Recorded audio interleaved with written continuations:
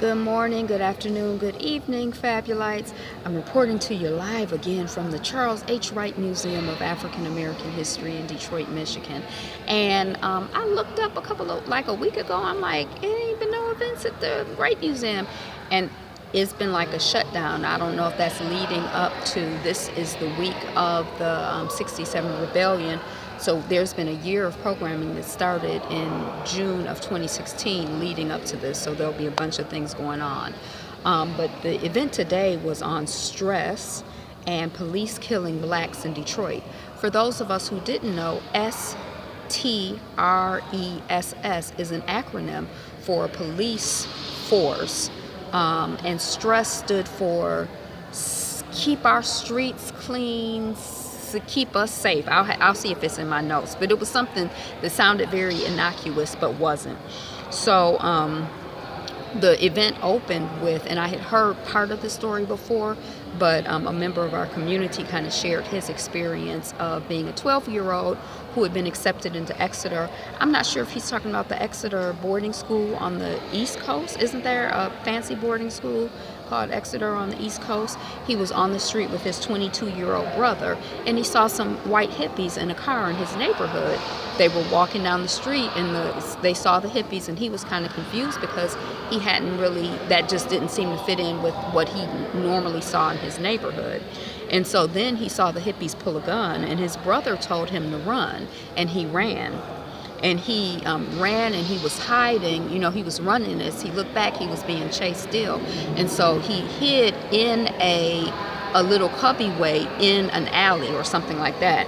And then he saw some uniformed cops, and he got really, really excited because he thought, oh my gosh, good, they can help me because these hippies are after me. And he ran toward them for help. As he ran toward them, one of them punched him in the face, and then they proceeded to beat him, 12-year-old child, and cuff him. And they were asking him, where's the gun? Where's the gun? He at some point heard a gunshot, and he was told that his brother had been killed. He found out later that his brother was told the same thing. But they had shot his brother in the leg. The way that his brother was shot, the angle and everything doesn't correspond to a self-inflicted wound, although when there was some pursuit of the matter, the official determination was that his brother had shot himself in the leg. He said he came from a wholesome family. Everyone was doing well. There was no criminality in sight. And that he wanted to be a cop. As a 12-year-old boy, he wanted to be a cop. He was the head of the safety patrol in his school, and he ended up going to Cranbrook and Amherst. So this was kind of the introduction to this piece on stress. There's an autobiography of Coleman Young called Hard Stuff that was mentioned. When Coleman came into office, 5% of the police force in Detroit was African American, and he raised that up to 50%. We heard Sheila Cockrell speak. She was one of the panelists. She talked about the sanitization of the events of the rebellion. And as we're doing this conversation in this week leading up, that a lot of people talk about the rebellion out of context, like, oh my God, just out of nowhere, these Negroes just rose up and started throwing bottles. Like it's some mystery. We don't understand how and why that happened. But she talked about it in the context of three things, but I only caught two. The context of police brutality and the lack of opportunities and good jobs for black folks. She also talked about it in the historical context of Detroit and the country, but she spoke specifically about Detroit, that there was an 1833 riot against blacks, and there was just an ongoing constant assault of black folks in the city. 1922, there were police brutality complaints in the Detroit Free Press. This wasn't anything new. The police then and now are in place to terrorize, humiliate, and keep folks in their place. It's intimidation. That's what police are about. 7,000 people were arrested and disappeared into what they called Bellicraz, like Alcatraz, but Belle Isle became a holding place for people. So there were a lot of people missing, and people didn't know where they were. They talked about post-67, the police brutality escalating. Cynthia Scott, I'm not familiar with that person, but she was mentioned twice. She was assassinated in 1963. That was a part of the mix. S.T.R.E.S.S was designed, she said, as a payback to black folks because the police department felt that they had to turn their streets over to another law enforcement agency, because I think that, it wasn't the local police department, but, within the hierarchy of law enforcement, there were other forces that came in, and so the Detroit police was upset about that. And that on this S.T.R.E.S.S organization, they were the most dangerous and aggressive cops that were put into S.T.R.E.S S. These were folks who had a history of brutality, and they went about the job of killing folks, executing black folks, beating black folks. Joanne Watson, who's a former councilwoman, as well as I think Sheila Hacker was, but she talked about law enforcement being put in place to catch folks running away from enslavement. She talked about Algiers as the murder of 3 black teenagers. She talked about Detroit not being any city, and that it's the blackest folks in the country. And I love to say these days, blackity black, black, black. She talked about there is no accident that the Republic of New Africa came out of Detroit, that the Nation of Islam came out of Detroit. Not just continued the list, the League of Revolutionary Black Voters came out of Detroit. The Shrine of the Black Madonna came out of Detroit. Just as you pay attention, there's a vibration that comes from Detroit that's unlike anything else in the country, at least that I've experienced. There was a party that was welcoming home Vietnam vets. The cops broke down the door with an axe. They didn't knock or come in, asked to come in. They broke down the door with an axe because the people were having a party. I don't know what kind of craziness they be doing. People were arrested and manhandled, whether they were men, women, young or old, by cops. And then there was a man, and she said his name, and I didn't catch it. I wasn't familiar with him, who stood on a car and asked the community, are we just going to take this? Are we just going to let them treat us any old way? And so he threw a bottle, a brick or whatever, and that was the initiation of the rebellion. It was in response to what was going on. She said that Joanne Watson, was in an Upward Bound program at Mercy College, and that there had been nuns taking care of them. These were young people who were, on the track, upward bound. They were upwardly bound people. And that when the incident started happening, she didn't know what was going on, but that the nuns put the black children on the bus and sent them back to their homes. And she said they were looking at us like we were criminals, not like we were little kids. Gene Cunningham referred to what we commonly refer to as the rebellion as an insurrection. He said there's this idea that in 1967, Detroit was the cradle of liberalism and unions, and the mayor then, like now, was the darling of the press. And he was kind of talking about some of the comparisons between then and now. Detroit downtown is heavily subsidized by tax dollars. There were model cities then, there are empowerment zones now. Wayne State University then as now was a racist institution.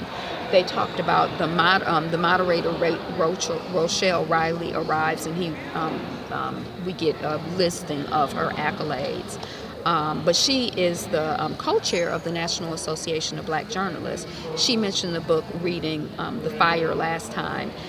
So there were a few books mentioned throughout the piece. I thought that was interesting.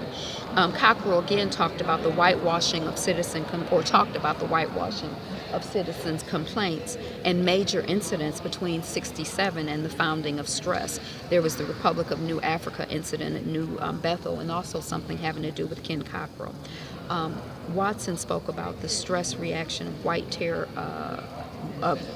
they were using the term white supremacy a lot, but I'm going to stop using that because I feel that it confirms and affirms this idea that white people are supreme. So I need to relanguage myself on that. And so I was on the spot. So it was a reaction of white terrorist response to an increase of black folks in the city. In 1925, you may or may not know, there was a Dr. Osing Sweet, an incident here, and she said the police were protecting the mob of white folks that was trying to attack this black man and his family having Sunday dinner. He was a doctor, and they didn't like that he had moved into their neighborhood, or I don't even want to call it whatever, into the neighborhood.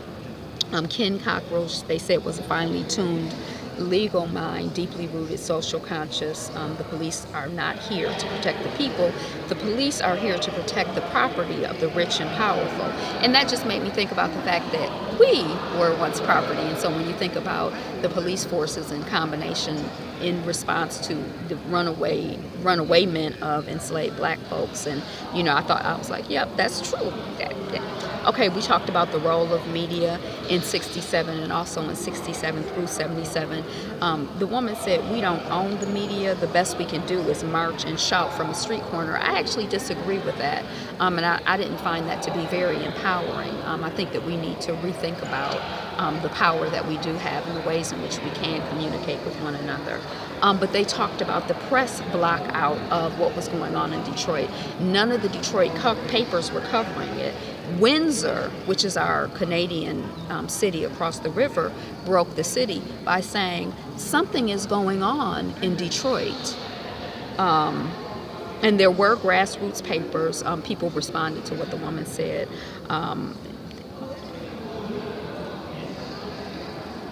And there's the presupposition of the police are right, and if you get killed, you're wrong. The press is an arm of a white terroristic system. Importance of having our own vehicles to tell our stories. Newsletters, they talked about the Michigan Chronicle. You couldn't go to the Detroit Free Press or the Detroit News. The Kerner Commission indicted the media for their failure to add diversity. The man was talking about this reminds you so much of Flint, where the media went to sleep, and agreed with the governor and parroted the party line of the governor. And today the press obscures what really happened, which I've been saying. I read one little story somewhere, and I'm like, that's, but that it was a for-profit endeavor. They say, oh, we were trying to save money, but it wasn't to save money. It was for-profit. He said it was a pipeline company from the South that had come to Michigan that was able to get that money. And then the other thing they talked about in terms of outsiders breaking the story is the fact that Rachel Maddow broke the story of the Flint situation. I didn't know that. In the Q&A, there was a conversation about the removal of blackness from Detroit. Joe Louis Arena is about to be torn down, and it's constant in the history of this country that wherever you have black prosperity or signs of any black accomplishment, that it's attacked by white folks. I mean, they run in Detroit, they've run freeways through our community. But it's throughout the country. We know what happened to the people outside of Tulsa, Oklahoma, with the bombing and the hateration is.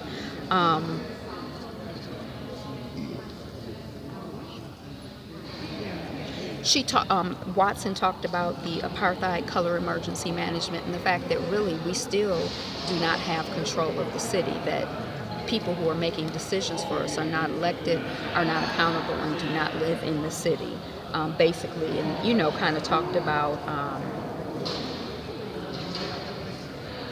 how Kilpatrick was used as a subterfuge. 1999, there was a school takeover, so we haven't really run the school system by parents since then.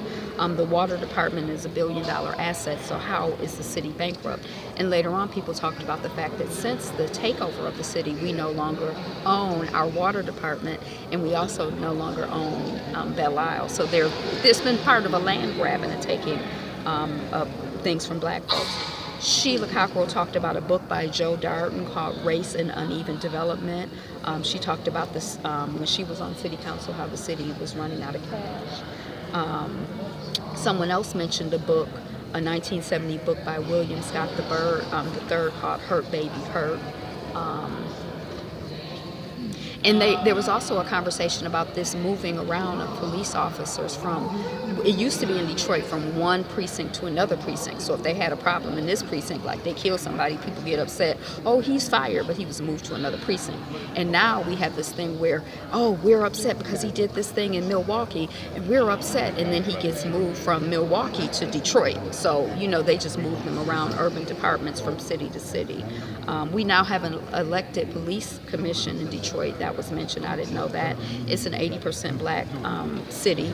It's a black police commissioner who was elected or appointed by our emergency manager, who was not a citizen of this community. So you have to keep in mind, even though he's a black face, what really is his agenda and what is he about. She talked about the internal report that documents structural racism against citizens and against black cops. She talked about the stealing of Belle Isle, the theft of the water department, and all of this happening during the takeover. She talked about, there was talk about slum and clearance and blight removal, and I guess in the 60s it was basically any place where black folks live was designated a slum and a blighted area, and so folks were moved out. Story after story came out of people being told, oh, we're going to move you out, but we're going to move you back in, and it's going to be so much better. And one woman said that her uncle was given $10,000 or $1,000 for an 8-unit building that his that he owned, $1,000 for another property, and that those properties sat empty for those properties sat empty for 10 years, 20 years, 30 years. They were never, people were moved out, but they were never moved back in. And now those properties have been reclaimed by white folks. They talked about, again, black erasal, not only in the city level where, any sign of anything black is being erased, it's being removed, oh, we have all these, I see when I do those tours, it's sort of like, oh, well, people are coming in and they're doing arts. I'm like, Detroit has always been an art city. What are you talking about? They're talking about the erasal of Zero, the president trying to erase anything from the previous Obama administration. There was a student there who is a student at Bowling Green, and she was allowed to speak as well. And it was so touching and sweet to me because she seemed like she was in need of support and kind of feeling isolated. And hold on one second, let me see if I can move. And just when I got ready to move, they moved. I don't know how loud and distracting that was, but it was kind of distracting for me. She came and she talked about, in my school when I talk, they say I don't have the right to say things as a black woman, or that my opinion is invalid, or whatever. And the first thing that Joanne said to her is, we love you, I love you. I thought that was so sweet. And she also said you have a right to validate yourself. One of the other people, I think Sheila Cockrell, mentioned the Northern Student Movement, that walkout that they did in 1966. And I did a video about that because they had a presentation here at the museum where the high school students walked out of the school and created a freedom school. And she was saying that it needs more attention, and I agree with that. And then the last comment that I wrote down, which I was like, what? How fitting, how perfect, how wonderful. It is speak with your own voice, which is another way of saying be you. Be fabulous you. Thank you so much for clicking and sticking around for the video. I'm Angela and the channel is Be Fabulous You. Please like, thumbs up, comment, subscribe, and you can hit the Charles H. Wright Museum. This event was live streamed, so you should be able to connect with it through their website. Sometimes I have a difficult time kind of navigating and finding those links, so it's hard for me to drop them in the description, but if I am able to, I will. And I think that's everything. Today is the best day ever. Be you. Oh, I already said that. So just go on out and do the daggone thing. Peace.